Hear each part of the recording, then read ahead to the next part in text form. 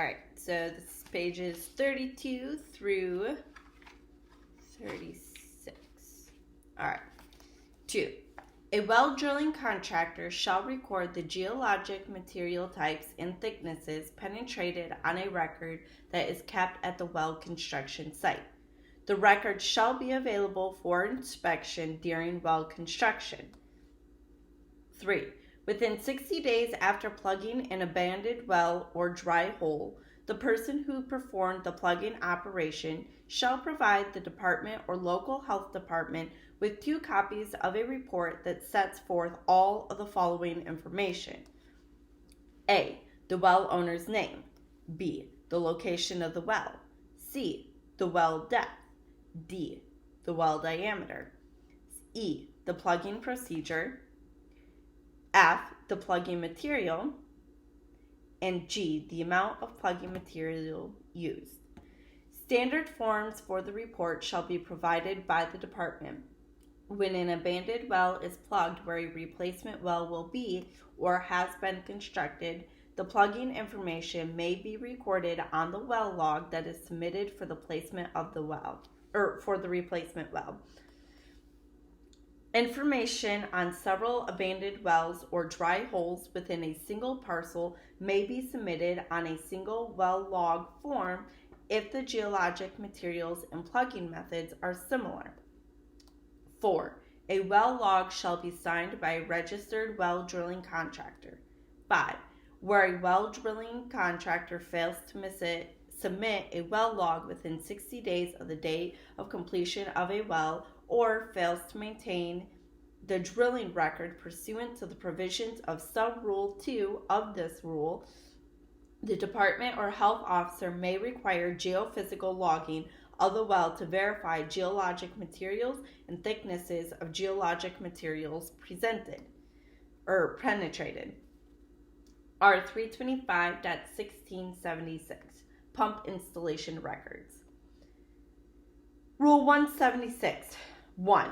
Within 60 days of the date of completion of a pump installation upon a new well, a well drilling contractor or pump installer shall furnish the well owner with 1 copy and a health officer with 2 copies of a pump installation record that contains available information that is required on a form furnished by the director. The health officer shall send 1 copy of the record to the Department of Natural Resources within 30 days after the health officer receives the copies of the pump record. A well drilling contractor or pump installer shall retain a copy of the pump record. All of the following data shall be provided on the form. A. The type of pump installed: jet, submersible, reciprocating, hand-operated, or other type. B. The pump capacity in gallons per minute. C. The length of drop pipe. D. The horsepower of the pump motor. E. The pump model number. F. The pump manufacturer's name. 2. A pump record shall be signed by a registered well drilling contractor or by a registered pump installer. R. 325.1701 Qualifications. Rule 201.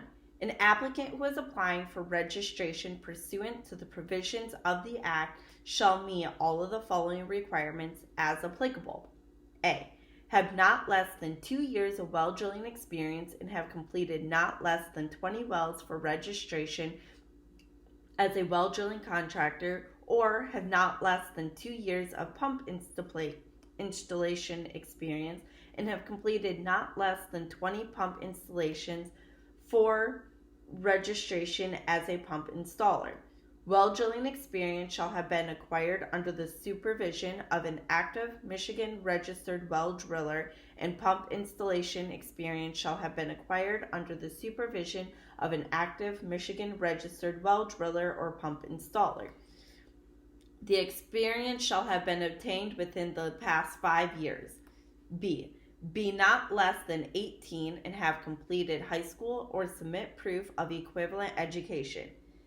Up to 4 years of work experience may be submitted for equal years of education. However, this shall be in addition to the experience requirement in subdivision A of this rule. C. Be of good moral character as defined and determined pursuant to the provisions of Act Number 381 of the Public Acts of 1974, being Section 338.41 et sequens of the Michigan compiled laws. D. Provide proof of work experience as required in R 325.1701A. R 325.1701A. Proof of work experience. Rule 201A. 1. Proof of an applicant's work experience in the well drilling or pump installation field shall be documented by submitting all of the following to the department. A. Well logs or pump records to demonstrate completion of not less than 20 water wells by a well driller applicant and not less than 20 pump installations by a pump installer applicant. The records shall be true and accurate photocopies of those records initially submitted by the supervising contractor to satisfy the requirements of Section 127.07 of the Act. The records shall demonstrate completion of work by the applicant over a period of not less than 2 years and not more than 5 years. B. A chronological work history on a form furnished by the department that documents all work performed in the well drilling or pump installation field. Before submitting the work history form to the department, an applicant shall submit the work history form for review to the local health department that has jurisdiction in the area in which the applicant has worked. C. Notarized reference letters on a form provided by the department for not less than 2 persons who are not related to the applicant and who can attest to the applicant's work experience and ability to perform the work of a well driller or pump installer. At least one reference letter shall be completed by a person who is registered pursuant to the Act in the same category as the applicant. D.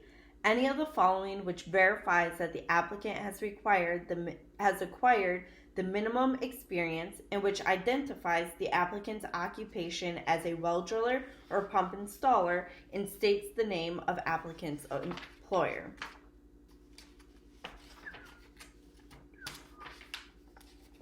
One, federal W-2 income tax withholding forms or equivalent income tax filing forms. 2, paycheck stubs. 3, employer's payroll records. 4, workers' compensation insurance records. 5, health insurance records. 6, any combination of the items listed in paragraphs 1 to 5 of this subdivision.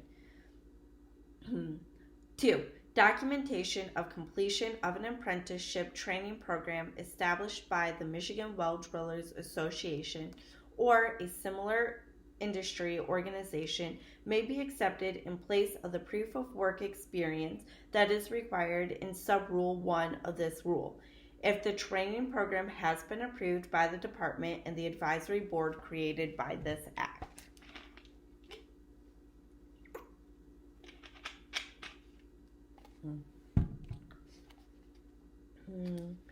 R 325.1702 Grandfather Clause. Rule 202.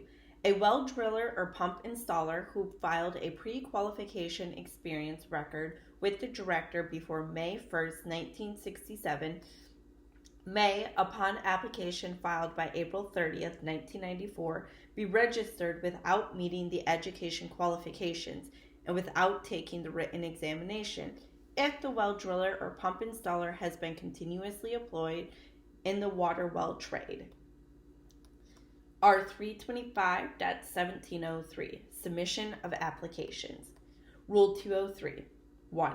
An application for an initial or renewal registration shall be made to the department on the form prescribed and provided by the department. 2. An application shall be accompanied by the fee prescribed by the Act, which shall be in the form of a bank draft, check, or money order payable to the state of Michigan. An application filed without the prescribed fee shall not be reviewed by the department until the fee is paid. 3. A renewal application shall be submitted by March 1st of each year to permit time for issuing the renewal certificate by May 1st as required by the Act. 4. The completed initial application, proof of work experience as required in R 325.1701A, and registration and examination fees as required in the Act and these rules shall be submitted to the director not less than 60 days before the date of the examination. Failure to meet this time deadline shall result in the applicant being scheduled for the next examination. 5. A person who operates a well drilling or pump installation business shall file a certificate of assumed name with the department. R 325.1704. Advisory Board's Evaluation of Applicants. Rule 204. The advisory board that is created by the Act shall carefully evaluate an applicant for registration and forward its advice to the director. R 325.1705. Rescinded. R 325.1705A. Out-of-state applicants. Rule 205A. An applicant who is not a resident of Michigan, but who is licensed or registered to engage in the business of well drilling or pump installing, and the applicant's state of residence, is eligible for registration in Michigan if all of the following requirements are met. A. The applicant submits to the department proof of current licensure or registration in the applicant's state of residence. B. The applicant is in good standing in the state in which the applicant is licensed or registered. C. The applicant meets the requirements of R 325.1701, R 325.1701A, and R 325.1703, with the following exceptions. 1. A reference letter from a Michigan registered well driller or pump installer is not required. At least one reference letter from a well driller or pump installer who is licensed in the applicant's state of residence and who is not a relative of the applicant shall be submitted. 2. The chronological work history form shall be reviewed by the agency that is responsible for regulating water well construction in the applicant's state of residence. R 325.1706. Examinations. Rule 206. 1. After meeting the application requirements in these rules, an applicant shall satisfactorily complete an examination that is administered by the advisory board created by the Act. The examination may be any combination of written, oral, or practical work. 2. A candidate who fails to pass the examination may apply for re-examination after completing the industry training course that is approved by the department and the advisory board created in the Act. A re-examination shall be granted upon payment of a fee of $25. 3. An applicant may inspect the examination in the office of the department during normal business hours within 60 days after the applicants are notified of examination results. R 325.1707. Denial of applications. Rule 207. 1. An initial application for registration may be denied for any of the following reasons. A. Failure of the applicant to meet the work experience, education, and character qualifications of registration. B. Deliberately providing false or misleading information in the application package or failure to complete the application package. C. Offering payment to a person who is registered pursuant to the provisions of the Act for completing a reference letter or an affidavit. D. Violation of Sections 127.01 to 127.15 of the Act, a rule or construction code promulgated pursuant to the Act, or an order issued pursuant to the provisions of Section 12709 of the Act. E. Conviction in any civil or criminal proceeding or failure to comply with a judgment or order that is issued by the court in connection with any matter related to the conduct necessary to provide the services of a well drilling contractor or pump installer. 2. When an initial or renewal application for registration is denied, the department shall give written notice of the denial to the applicant and shall state the reason for the denial. Within 30 days of the denial, the applicant may request reconsideration of the application at an informal conference and a contested case hearing before the director. A contested case hearing that is requested by the applicant shall be held pursuant to the provisions of Act Number 306 of the Public Acts of 1969, as amended, being Section 24.201, et sequence of the Michigan compiled laws.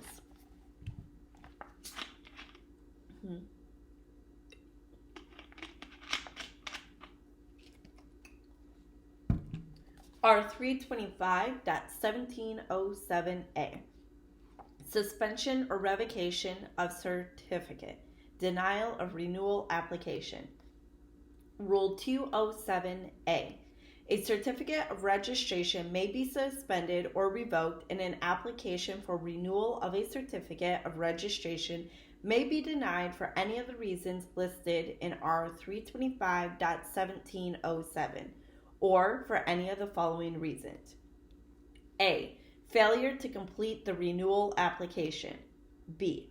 Violation of the stipulations contained in a consent agreement issued pursuant to the provisions of Act Number 306 of the Public Acts of 1969, as amended, being Section 24.201 et sequence of the Michigan compiled laws. C. Conviction in any civil or criminal proceeding or failure to comply with a judgment or order that is issued by the court in connection with well drilling or pump installation activities. D. Failure to pay civil monetary penalties that are assessed pursuant to the provisions of Sections 2262 or 2461 of the Act. E. Deliberately providing false or misleading information on a well log or in a reference letter or affidavit for another person who is applying for registration pursuant to the Act, or accepting payment for completing a reference letter or affidavit. F. Having obtained a certificate of registration through fraud or misrepresentation. G. Aiding or abetting an unregistered person to evade the provisions of the Act or these rules following one certificate of registration to be used by an unregistered person, or acting as an agent, partner, or associate of an unregistered person with the intent to evade the provisions of the Act or these rules. H. Failure to respond to a written inquiry from the department regarding a written complaint filed with the department against the registrant. This last one goes on to page 37, so I'll just read through it. It's about halfway down. R325.1708. Initial certificate. Non-transferability. Content. Renewal certificate.